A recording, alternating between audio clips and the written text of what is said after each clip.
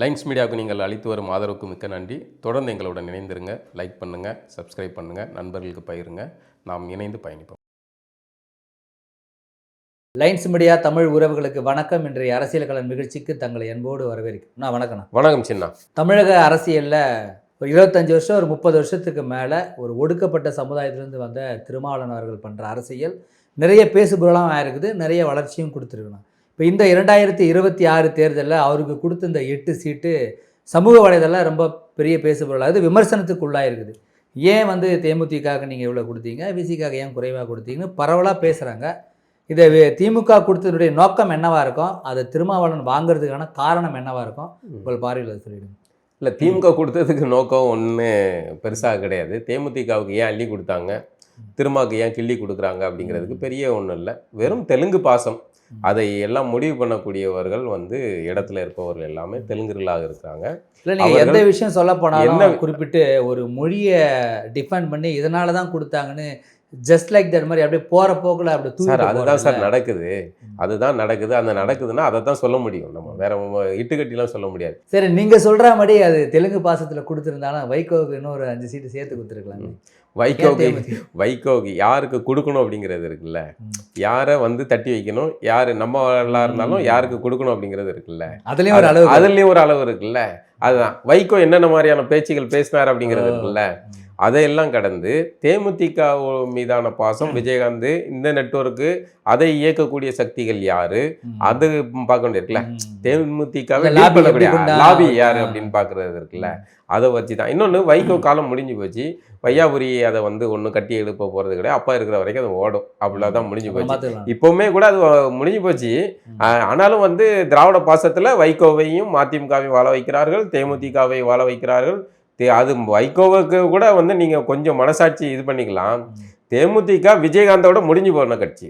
அந்த கட்சியை நீங்கள் கூப்பிட்டு வச்சு இவ்வளோ தொகுதிகளை கொடுக்குறீங்க.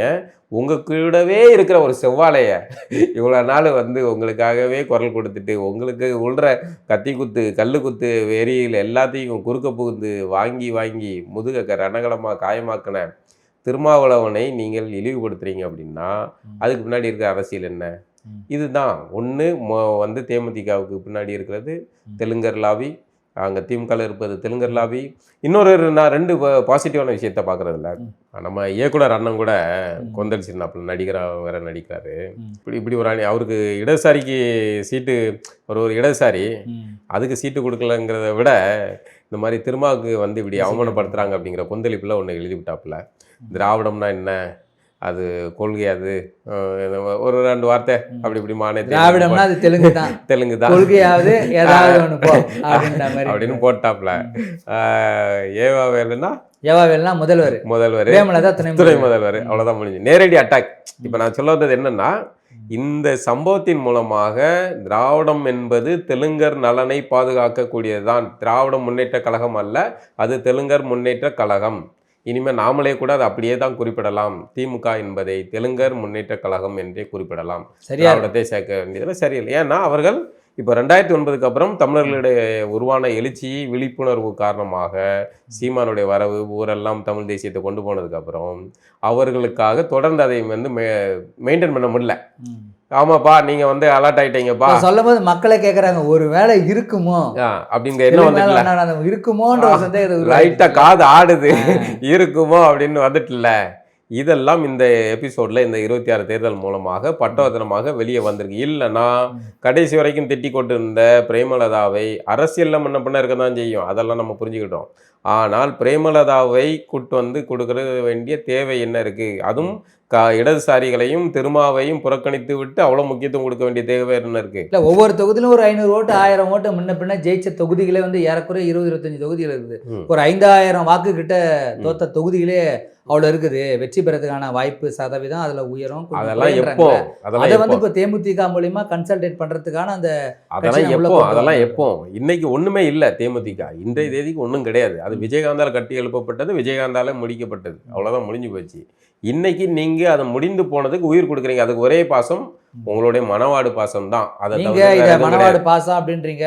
சமீபத்தில் ஒரு நேர்காணலில் திருமாவளவன் சொல்கிறாரு, தேமுதிகவை விட உங்களுக்கு குறைவான சீட்டு கொடுத்தா நீங்கள் ஏற்றுவீங்களா கேட்கும்போது அந்த கட்சி வந்து ஒரு பாரம்பரியமான கட்சி. அதற்கு முன்னாடி வந்து அவங்க ஒரு எதிர்கட்சி தலைவரால் அவங்க இருந்திருக்காங்க, அதனால அவங்களுக்கு கொடுக்குறதுல ஒன்றும் பிரச்சனை இல்லைன்றாரு.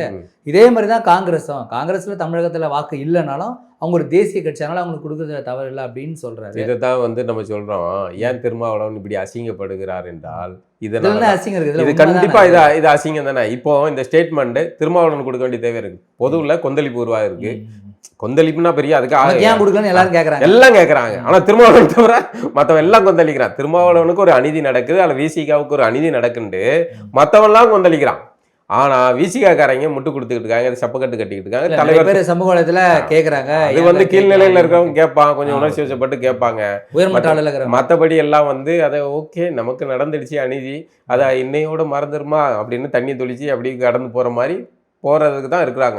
இப்போ திருமாவளவன் இந்த ஸ்டேட்மெண்ட் இருக்குல்ல, தேமுதிக ஒரு பாரம்பரியமான கட்சி, எதிர்கட்சியா இருந்துச்சு வச்சுச்சுன்னு சொல்ல, பக்குவமான பதிலா இருக்கு. பக்குவமான பதில் கிடையாது, இது பலகீனமான பதில், இது பக்குவமான பதில் கிடையாது. திருமாவளவன் அவர்களிடம் ஆளுமையற்ற தன்மை இருக்கு, பண்பு இருக்கு அப்படிங்கறத காட்டக்கூடியது. நாங்கள் இல்லை என்றால் நீங்கள் வெற்றி பெற முடியாது. உண்மையா இல்லையாங்க? நான் சொல்லுங்க. எனக்கு நான் திருமாவை கடுமையாக விமர்சிக்கிறேன், விசிகாவை விமர்சிக்கிறேன். ஆனா நான் சொல்றேங்க, திருமா இல்லைன்னா திமுகவுக்கு தோத்து போங்க. நான் சொல்றேங்க, உண்மையா இல்லையா? உண்மை தானே. அப்போ அந்த இதை வந்து நீ எத்தனை 23 கட்சி கூட வை, ஆனா திருமா இல்லைன்னா திமுக தோத்துருங்க. அந்த கட்சி, அந்த திமுக கூட்டணியிலே வந்து வாக்கு வங்கி செல்வாக்குள்ள ஒரே கட்சி விசிக மட்டும்தாங்க. ஆனால் நீங்க காங்கிரஸுக்கு முக்கியத்துவம் கொடுங்க. காங்கிரஸுக்கு ஒரு தேசிய கட்சிங்கிறீங்க, கம்யூனிஸ்ட் எங்க மாநில கட்சியா? ஏன் கம்யூனிஸ்ட கதற விடுறீங்க? தேமுதிகவை விட கம்யூனிஸ்ட் மோசமானதா? ஏன் கொடுக்குறீங்க? அப்போ இதான் கேள்வி. அப்போ இதன் மூலமாக வந்து வெளியே தெரியுது அதிகமாக சீட்டு கொடுத்துட்டா மக்கள் பிரச்சனை அதிகமாக இன்வால்வ் ஆவாங்க, அவங்களுக்கு அதிகமாக கொடுத்துட்டு அவங்க கம்முன்னு இருப்பாங்க. ஆமாம், அதான் இப்போ இவர்களை வந்து இழிவுபடுத்த வேண்டியது. இவர்கள் யாரெல்லாம் பிரச்சனைக்குரியவர்கள் அப்படின்னு ஓரங்கட்டுறது ஒரு நுணுக்கமான அரசியல். முக்கியமாக வேல்முருகனையும் திருமாவளவனையும் தமிழினத்தின் 2 பாரம்பரியமான பெருங்குடிகளை ஓரங்கட்டி வைக்கிறாங்க, இழிவுபடுத்துறாங்க. இதுதான் இதில் நீங்கள் புரிஞ்சிக்க வேண்டியது. அதான் அதில் வந்து வேல்முருகனிடம் ஒரு வார்த்தை சொல்லப்பட்டதாக கேள்விப்பட்டேன்.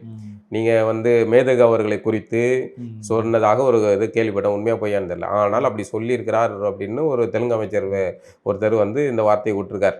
அப்படினால் இவர்களுக்கு தமிழர்கள் மீதான வன்மத்தை நீங்கள் புரிஞ்சுக்கலாம். அதுக்காக நம்ம வந்து அந்த அமைச்சரை தான் சொல்லலாம், மொத்த பேரையும் நம்ம சொல்லலை. இங்கே வந்து தமிழ் தேசியத்தில் பயணிக்கக்கூடிய தெலுங்கு சகோதரர்கள் நிறைய பேர் இருக்காங்க, அது புரிதலோடு பயணிக்கிறாங்க. ஆனால் இவர்களிடம் இருப்பது அது அல்ல, ஆதிக்க பண்பு, ஆதிக்க மனநிலை, நாங்கள் தான் இருப்போம், அதிகாரத்தில் இருப்போம் அப்படிங்கிற மனநிலை. இது ஆபத்தானது. இது மூலமாக வெளியே தெரிஞ்சிருக்கு. அடுத்ததாக திருமாவளவன் அவர்களுடைய இந்த ஸ்டேட்மெண்ட் இருக்குல்ல, இது வந்து என்னன்னா, ஏன் வந்து திருமாவை மட்டுமே எல்லாம் கேள்வி கேட்குறீங்க? ஏன் திருமாவுக்கு அநீதி இந்த சீட்டு நம்ம இப்போ கேள்வி கேட்டால், இப்போ எங்களை ஒரு 4 அறை அரைஞ்சு விட்டாங்க, அங்கே ஒருத்தவங்க தூக்கி போட்டு பந்தாடிக்கிட்டு இருக்காங்க, நீங்கள் அதை கேட்க மாட்டேங்கிறீங்களா அப்படிங்கிற மாதிரி ஒரு டோனில் கேட்குறாங்க. அங்கே நடக்கிறத விட உங்களுக்கு நடக்கிற அநீதியை பேசினா அது சரி தவறுன்னு பேசுங்க. நீங்கள் வந்து அதிமுகவில் ஜெகன்மூர்த்திக்கு வந்து ஒரு சீட்டு, ஜான் பாண்டியனுக்கு, கிருஷ்ணசாமிக்கு சீட்டு இல்லை. ஆமாம், இப்படி நீங்கள் பரவலாக ஒரு ஆட்களோடு இப்படி பேசிட்டு வரும்போது ஒரு அட்டவணை பிரிவிலிருந்து வந்த திருமாவளவனுக்கு திமுகவில் அதிகாரத்தில் இருக்கக்கூடிய திமுக 8 தொகுதி ஒதுக்குச்சு. அதிகாரத்தில் இல்லாமல் அதிகாரத்துக்கு வர துடிக்கிற அதிமுக ஜெகன்மூர்த்தியாருக்கு எத்தனை தொகுதி ஒதுக்குச்சு? ஜான் பாண்டியனுக்கு என்ன கொடுத்துச்சு? கிருஷ்ணசாமிக்கு என்ன கொடுத்தது? ஆம்ஸ்டாங் மூலிமா நிற்கிற அவங்களுடைய மனைவி அவங்களுக்கு பொற்கொடி அவர்களுக்கு எத்தனை தொகுதி கொடுத்துச்சு? ஒரு தொகுதி தான், அதுக்கு மேலே ஒரு தொகுதி கூட கிடையாதுன்னு எல்லாரும் ஒன்றா வச்சுன்னு தெரியுறாங்க. அதுலேயும் ஒருத்தருக்கு ஒன்றுமே இல்லை. இது அதற்கு மத்தியில் திருமாவளவனுக்கு 8 தொகுதி வாங்க பெரிய விஷயம் தானே? இல்லை, அதுதான் இது நியாயமான கேள்வி. அதிமுகவில் இந்த அநீதியை செஞ்சிருக்காங்க, இது முக்கியமான குற்றச்சாட்டு. அதிமுகவிலும் பறையர்களையும் தேவேந்தர்களையும் புறக்கணிக்கிறார்கள் அப்படிங்கிற குற்றச்சாட்டு எழுப்பப்படுகிறது, அது நியாயமானது. ஆனால் இவர்களுடைய எல்லையை வந்து நான் அதுக்காக குறைச்சா சொல்ல, இவங்க வந்து ஒவ்வொரு பகுதிகளில் இவர்கள் இருக்கக்கூடியவர்கள். ஆனால் விசிக அப்படி கிடையாது. விசிக தமிழகம் முழுக்க பரவலாக இருக்கக்கூடிய ஒரு கட்சி. அது திமுகவுடைய வெற்றி தோல்வியை தீர்மானிக்கக்கூடிய இடத்துல இருக்கக்கூடிய ஒரு கட்சி. அதன் அடிப்படையில் தான் நம்ம இது வந்து விசிகாவுக்கு இந்த 8 தொகுதி ஏதோ வந்து பெரிய தான பிரபுகளை அள்ளி கொடுக்கல, இது கொடுத்தது அவர்களுக்கு குறைவானது. ஆனால் நீங்க வந்து இங்க கொடுத்ததை வந்து அவர்களுடைய உங்களுக்கு தெரியும், நம்ம ஆம்ஸ்டாங்க்கு கொடுக்க மனைவி அவர்களுக்கு கொடுக்கறது, இந்த எல்லையை நம்ம புரிஞ்சிக்க முடியுதுல்ல. அதை வந்து அதுகள் மேல ஓகே அவங்க இந்த பகுதிகளில் தான் இருக்காங்க அப்படிங்கிறது தெரிஞ்சுக்கிறது. திருமாவளவனுக்கு அதிகமா சீட்டு கொடுக்கணும்னு சொல்றீங்களா இல்ல திருமாவளவன் அதிகமா சீட்டு கேட்டு வாங்கணும்னு சொல்றீங்களா? திருமாவளவன் அவர்களுக்கு கொடுக்கணும், கொடுக்கவில்லை என்றால் இவர் மிரட்டி கேட்டு வாங்கணும். சரி, ஓகே. உங்களை போல ஆட்களும் சரி, பத்திரிகையாளர் சரி, கேட்கக்கூடிய சமூக வலைதளத்துல இந்த மாதிரியான விவாதங்களை உருவாக்கக்கூடிய பெரிய ஆட்கள்லாம் யாருமே திருமாவளவன் ஏன் குறைவான சீட்டு வாங்கினான்னு கேட்குறாங்களே. யார் ஒருத்தராவது திமுக ஏன் குறைவான சீட்டை கொடுத்துச்சு, திமுக அதிகமா கொடுக்கணும் இல்லைன்னா திமுக யாரும் டிமாண்ட் பண்றது இல்லையே. வாங்குற எல்லாரும் விமர்சனம் வைக்கிறது எல்லாமே திமுக தான். திருமாவுக்கு அநீதி நடக்குதுதான் நாங்க பேசிக்கிட்டு இருக்கோம்.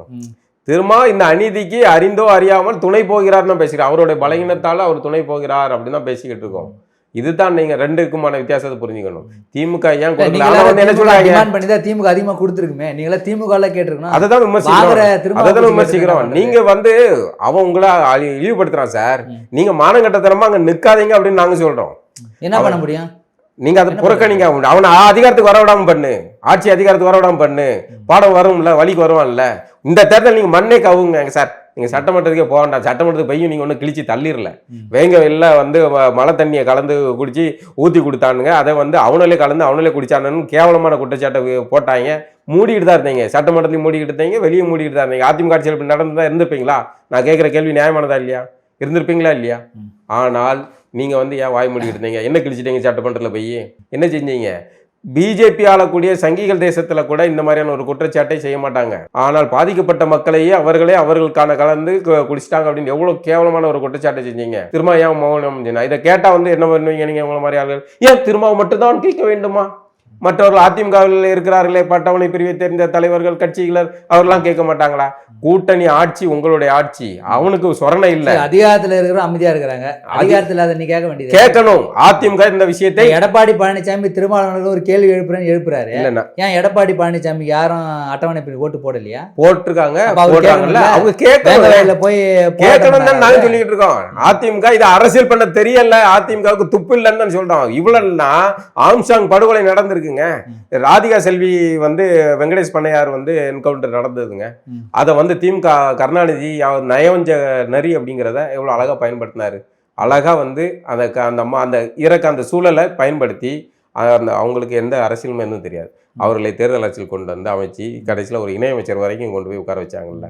அந்த வாக்கை அறுவடை பண்றது. நாங்க இதை நீங்க அந்த லாபி தானே அதை செஞ்சாங்கல்ல.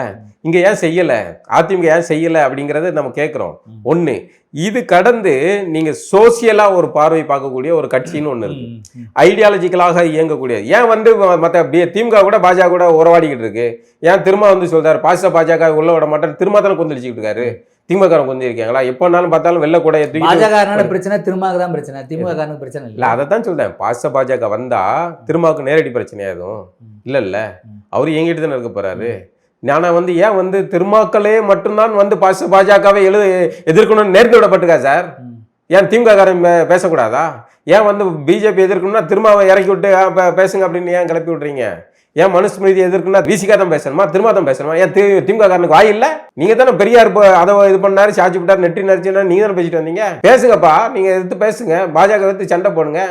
அப்போ போராடுவதற்கெல்லாம் தமிழர்களை இறக்கி விட்டுட்டு அதிகாரத்தில் உறவாடுவதற்கும் அதிகார பலனை அனுபவிக்கிறதுக்கும் திராவிட கூட்டத்தார் இருக்காங்க. இது ஒரு நுணுக்கமான அரசியல். இந்த நுணுக்கமான அரசியலுக்கு திரும்ப அவர்கள் விலை போகிறார். அவரும் பலியாடா மாறுறார், அந்த சமூகத்தையும் பலியாடாக மாற்றி விடுகிறார். இதுல நமக்கு சொல்ல வேண்டியது என்னன்னா, தமிழகம் முழுக்க பரவி இருக்கக்கூடிய பெரும்பான்மை சமூகங்கள்ல ஒன்று பறையற்குடியை சேர்ந்தவர்கள். அவர்களுக்கு மொத்தமாக ஒரு அநீதியை அதிமுகவும் செய்கிறது, திமுகவும் செய்கிறது, சேர்ந்து செய்கிறார்கள் இவர்கள். அதுல திமுக செய்கிறது அநீதியாக நடக்குது. ஏன் இந்த விஷயத்துல ஒரு விஷயத்த சொல்லணும், தென்பகுதியில நாடார் சமூகம் அந்த சமயத்துல வெங்கடேஷ் பண்ணையார் பண்ண இது நடந்தப்போ ஆர்கனைஸ்ட் ஆகுறாங்க. ஆனால் இந்த ஆர்கனைஸ்ட் ஆகுறாங்க. எப்பவுமே பொதுவாகவே ஒரு குறைந்த எண்ணிக்கை கொண்ட ஒரு பகுதி அல்லது ஒரு பகுதியில பெரும்பான்மையா வாழக்கூடியவர்களை எளிதாக ஆர்கனைஸ் பண்ண முடியும். சம்பந்தப்பட்டவர் எப்படியான பின்புலத்திலிருந்து வந்தாருன்றது பிரச்சனை இல்லை, ஈஸிலி எல்லாரும் ஆர்கனைஸ் ஆயிடுறது. இன்னொன்று சாதி ஏதோ ஒரு வகையில் இயங்கிக்கிட்டே தான் இருக்குது. சாதி இயங்கிட்டு தான் இருக்குது. நம்ம இதில் கருணாநிதி செஞ்ச எதுக்காக சொல்கிறோம், இந்த இடத்துல ஆம்ஸ்ட்ராங் படுகொலைக்கு எதிராக ஏன் இங்கே ஒருவேளை அவர் மூர்த்தியார் இருந்திருந்தால் அது நடந்திருக்கும். திருமாவளவனால இவங்க சமூக நீதி பேசுகிறாங்க, சமத்துவத்தை பேசுகிறாங்க, இவங்க எப்படி சாதியாக கன்சால்டேட் ஆக முடியும்? அப்போ என்ன ஆகுதுன்னா, இவங்க சாதியாக கன்சால்ட் ஆகலைன்னா இவர்கள் இதே போல் தான் ஏமாற்றப்படுவார்கள். இவர்களுக்கு நடக்கும். நாளைக்கு இவர்களுக்கு அப்புறம் பின்னாடி வரக்கூடிய இன்னொரு சாதி குழு இருக்குல்ல, அவர்கள் இவர்களை மிஞ்சி அதிகாரத்துக்கு போவார்கள். ஏன்னா அவர்கள் சாதியாக ஆர்கனைஸ்ட் ஆகிறார்கள். இங்க தமிழக அரசியல் களத்தை சாதி ஆர்கனைஸ்ட் தான் முடிவு பண்ணுகிறது. அதை கடந்து நாம் தமிழர் போன்ற கட்சிகள் மட்டும்தான் தமிழ் தேசிய அரசியல், தமிழர்களாக நீ சாதியாரு எவனாயிரு எந்த வெங்காயமா இருக்கு, ஆனா தமிழனா வந்து ஒன்னா நில்லு அப்படின்னு சொல்றாங்கல்ல, அது நாம் தமிழர் மட்டும்தான் அதை சாத்தியப்படுத்தியிருக்கு. மற்ற யாராலையும் முடியல. மற்றவர்கள் எல்லாம் வேற ஒரு அரசியலை பேசி வந்தவர்கள். சீமான் அவர்கள் மட்டும்தான் மேதகு அவர்களை தூக்கி பிடித்தும் இனப்படுகொலைக்கு அப்புறம் முதித்த கட்சி அப்படிங்கிறதுனால அதுக்கு வந்து அவர்கள் யாருமே வந்து நாம் தமிழர் வேட்பாளர் என்ன சாதி எதெல்லாம் யாரும் பார்க்கறதில்ல. நாம் தமிழர் வேட்பாளர் சீமானுடைய அண்ணன் தங்கை தம்பி அப்படிங்கிறதோட பார்க்குறாங்க, கூத்துறாங்க, ஓட்ட போட்டாங்க. அதை தான் நடக்குது. இது ஒரு நல்ல மாற்றம். ஆனால் இங்க என்ன நடக்குன்னா, இந்த விஷயத்தை எதுக்கு சொல்ல வந்தோம்னா, விசிகா அல்லது வந்து இந்த விசிகாவை விட்டுருங்களேன், பறையர் சமூகம் ஏன் அப்படி ஆர்கனைஸ் ஆக மாட்டேங்குது அப்படின்னா, அது வந்து பெரும்பான்மையாக இருக்கு. ஏகப்பட்ட தலைவர்கள் ஏகப்பட்ட பேர்கள் இருக்காங்க. அவர்களால் ஒன்றும் பட முடியல. ஆனால் பறையர் சமூகம் ஒரு சாதியை அடையாளத்தை முன்னிறுத்தி அது ஒன்றுபட்டால் அவர்களுக்கான கோரிக்கை பெரும்பான்மையாக நிறைவேறும். ஏன் வந்து இங்கே பாமகவில் வந்து 18 இது நடக்குதுன்னா, அது வன்னியர்னு ஒரு சங்கம் இருக்கு, நாடார்களுக்கு நாடார்னு ஒரு சங்கம் இருக்கு, சாதியால ஆர்கனைஸ்ட் ஆகிறார். இவர்கள் சாதி ஒழிப்பு பேசுகிறார்கள். இதை வந்து நம்ம இந்த கவனிக்கிறதுனால சொல்றோம். சாதி ஒழிப்பு பேசுற போது தலித்திய அரசியல் பேசினால் அது இப்படிதான் வந்து சீப்பட்டு போகும். ஏன்னா சாதியை வளர்க்கணுமா சாதியை ஒழிக்கணுமா? சாதியை இங்க யாரும் ஒழிக்க முடியாது.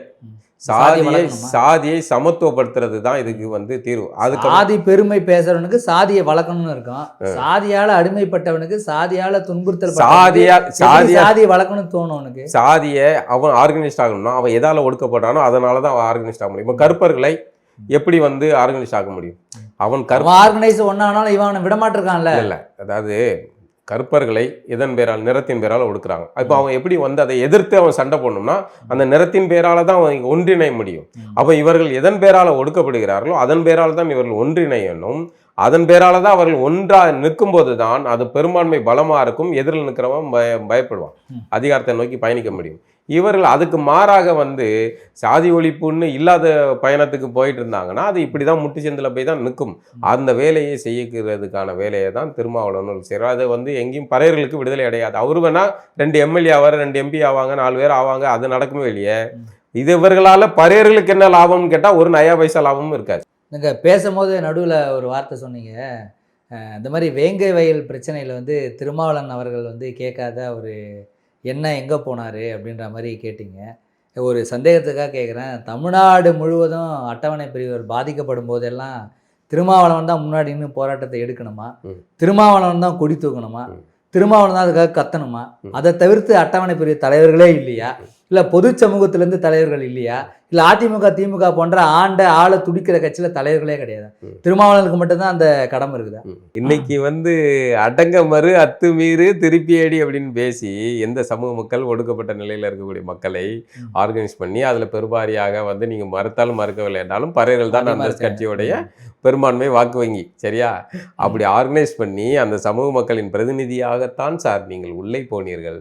அந்த பிரதிநிதி என்பதனால தான் உங்களுக்கு அறிவாலய வாசல் திறந்திருக்கிறது சார். அந்த பிரதிநிதி என்பதனால தான் உங்களுக்கு 1 சீட்டு 2 சீட்டு 4 சீட்டு 8 சீட்டு வந்திருக்குது சார். ஆனால் அந்த மக்களுக்கு ஒரு பிரச்சனைன்னு வந்தா ஏன் நான் மட்டும் தான் கேட்க வேண்டுமா? அதிமுகவில் ஆள் இல்லையா? அதிமுக காரன் கேட்கலன்னா கேட்கலவன், ஆனால் நீங்க கேட்க வேண்டிய இடத்துல இருக்கீங்க. ஓட்டு போட்டாங்களா இல்லையா? அதிமுக அது எல்லா கட்சியிலயும் தான் இருக்காங்க, எல்லா கட்சியிலயும் தான் இருக்காங்க.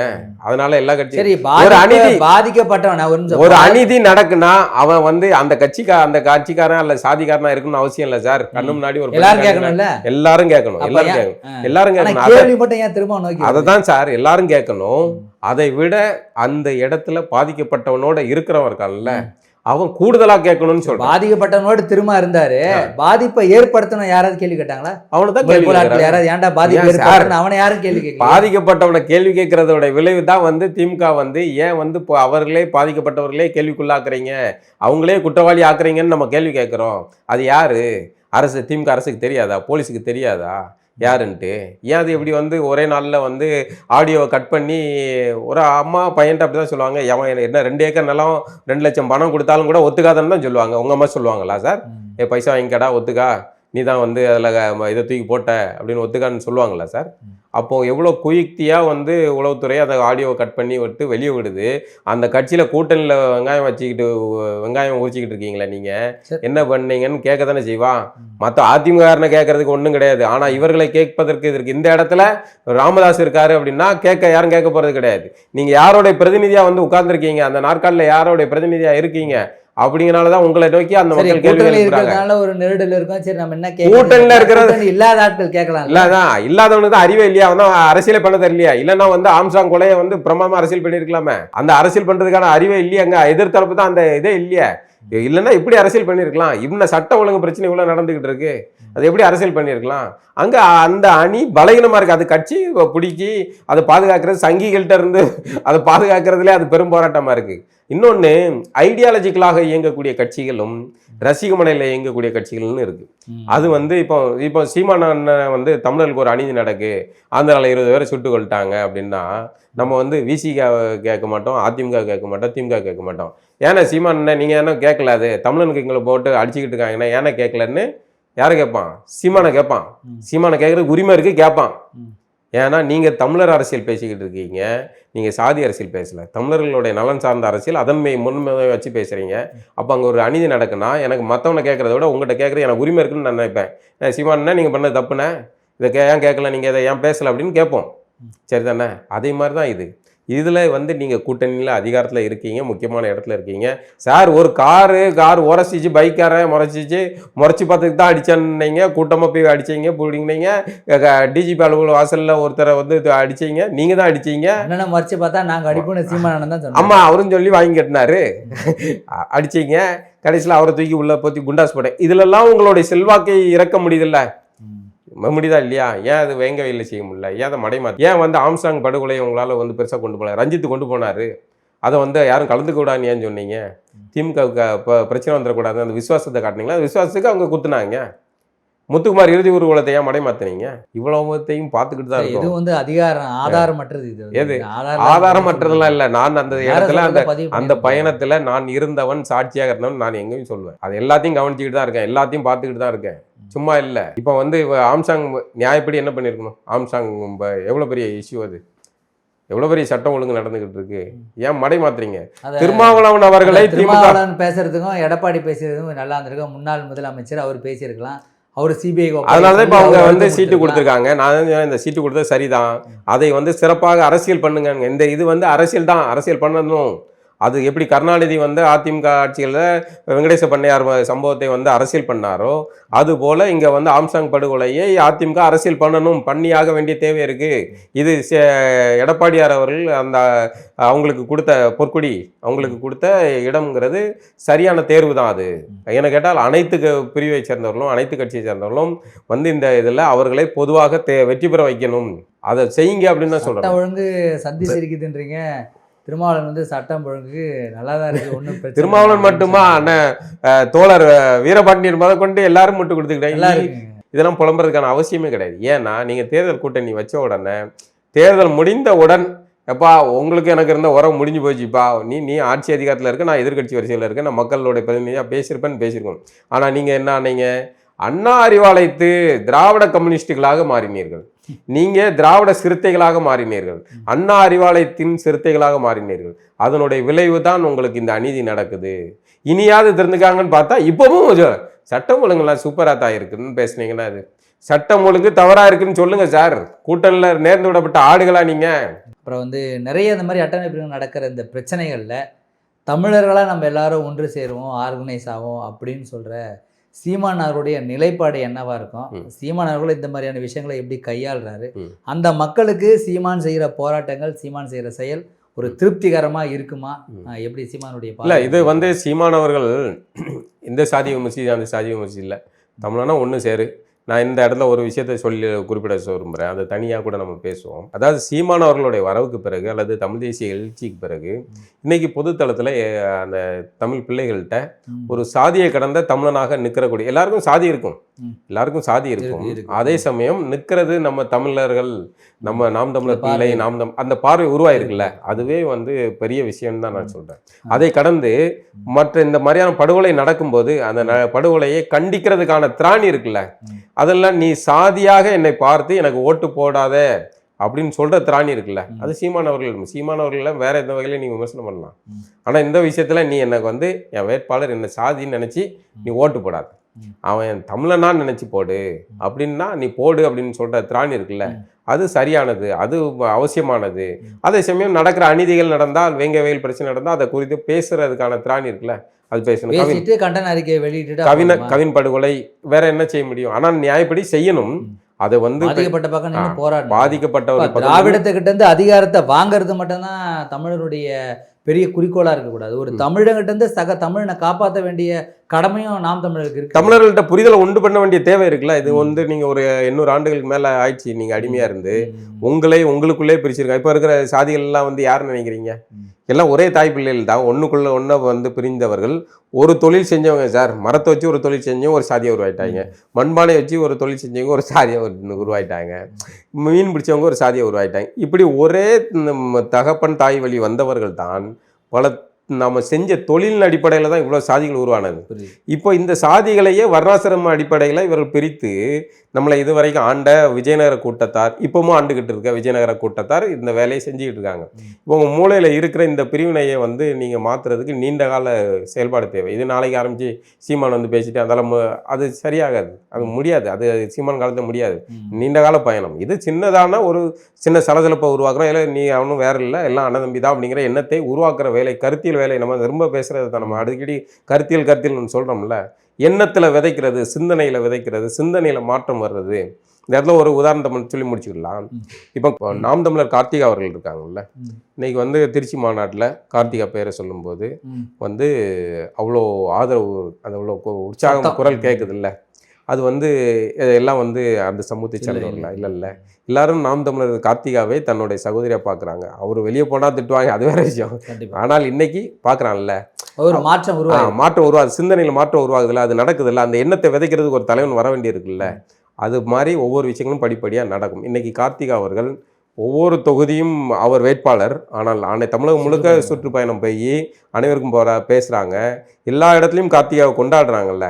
கார்த்திகாவை இந்த சாதி பிள்ளைன்னு இருந்த தமிழன்னு பார்த்தான்னா இல்லை, இது எப்படி நடந்துச்சு? சிந்தனையில் மாற்றம். அவர் யாருன்னு தெரிஞ்சும் அவர் என் தங்கச்சி, என் சகோதரி, என் அக்கா அப்படின்னு நினைச்சு கொடுங்க. அதிமுக பேச்சாளர்கள் வந்து மாவட்டம் போய் பேசுனது இல்லையா? எங்க பேசியிருக்காங்க சொல்லுங்களேன். லியோனிலாம் போய் பேசுனது இல்லையா? லியோனி என்னவா இருக்காரு அவர்? லியோனி பேச்சாளராக இருக்காரு. யாரா இருக்காரு? இதை அங்கீகரிக்கிறாங்களா? அதை திராவிட கழகத்தை சேர்ந்தவர்கள் பண்ணுவாங்க. லியோனியோட பின்னணி என்னன்னு பார்க்கணும். அவர் என்ன மொழி அப்படிங்கிறது பார்க்க வேண்டிய தேவை இருக்கு. பேச்சாளர், அதாவது ஒரு எண்ணத்தை விதைக்கிறது சமூகத்துல மணலை, இந்த மாற்றத்தை நான் அப்படி பார்க்குறேங்கிறதுக்காக தான் சொல்றேன். இது இயல்பாக அந்த எண்ணத்தை விதைக்கும் போது நடக்குது தமிழ்கிட்ட. இது ஒரு நீண்ட கால பயணம். இன்னைக்கு இவ்வளவு பேர்கிட்ட உருவாகியிருக்க எண்ணம் அடுத்தடுத்து அப்படி பரவி விரிய ஆரம்பிக்கும் போது அது தமிழர்கிட்ட அதிகாரம் வரும். இன்னொன்னு, நீங்க நல்லவரா இருப்பீங்க சார், என்னுடைய அண்ணன் தம்பியா இருக்கலாம், நீங்க நல்லவரா இருப்பீங்க. நான் கெட்டவனா இருந்தா என்ன பண்றது?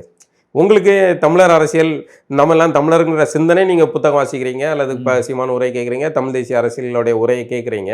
ஆனால் நான் வந்து ஊருக்குள்ள ரவுடியை மாதிரி சுற்றிக்கிட்டு வேட்டியை தூக்கிட்டு வடிவேல் மாதிரி காவி டவுசர் தெரிய தூட்டியை கட்டிட்டு அறுவலை தொங்க விட்டுக்கிட்டு நான் வரேன்ட்டு உரண்டை இழுக்கிறேன். நான் படிக்காத நபராக இருக்கிறேன்.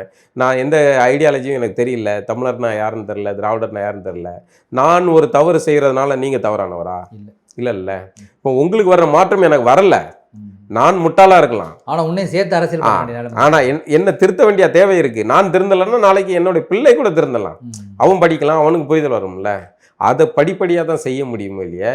நான் செய்கிற தவறை வச்சு நீங்கள் மொத்தமாக வந்து எல்லாத்தையுமே வந்து இப்படி தான் அப்படின்னு முடிவுக்கு வராங்க. சமூகத்தில் ஒரே தாய் வழி சொந்த அண்ணன் தம்பி பிள்ளைகளே வந்து வெட்டிக்கிட்டு மோதிக்கிட்டு விடுறாங்க. அப்போ 2 இனக்குழுக்களை பகை குழுக்களாக மாற்றி வச்சிருக்கிற சூழலில் இது நடக்காமல் இருக்கணும்னு நம்ப முடியாது, நடக்க தான் செய்யும். அதை வந்து புரிதலாக மாற்றி அடுத்த தலைமுறையை உருவாக்குறது தான் அவசியமானது. அதை வந்து சீமான் செஞ்சுக்கிட்டு இருக்காருன்னு தான் நான் நினைக்கிறேன். சமூகத்தில் அட்டவணை பிரிவிற்கான மாற்றங்கள் எப்படி வருது, அரசியல் களத்தினுடைய மாற்றங்கள் எப்படி இருந்தால் பொறுத்திருந்து பார்ப்போம். மீண்டும் ஒரு நிகழ்வு சந்திப்போம்னா நன்றி. நன்றி.